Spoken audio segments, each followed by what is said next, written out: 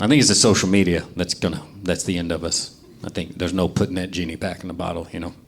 It's the worst. Can you imagine explaining Twitter to our founding fathers?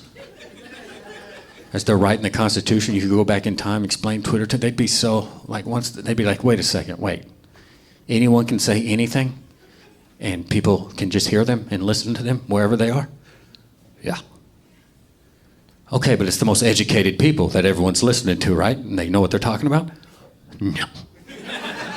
No, not even kinda.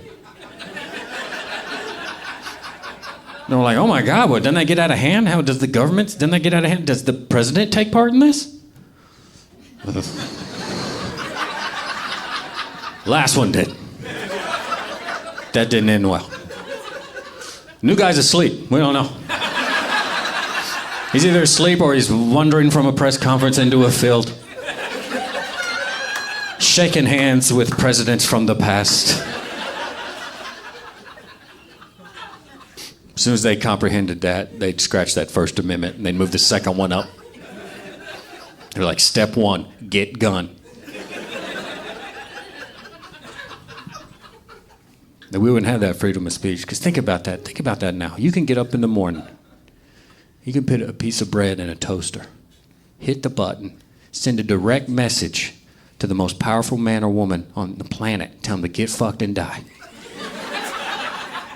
Before that bread becomes toast. That's amazing.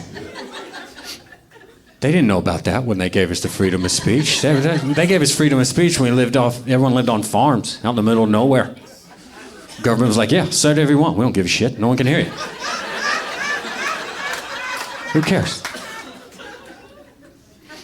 If you were mad at George Washington, you wanted to give George Washington a piece of your mind, you had to stop work on the farm.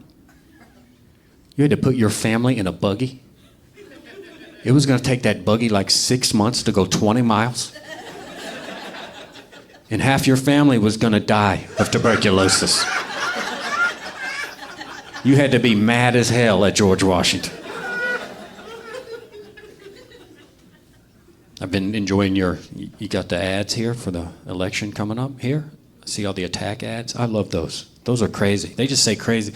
If I ever have lots of money, I'm just going to buy TV time across America, and I'm just going to run campaign-style attack ads against people that I just don't like in my personal life.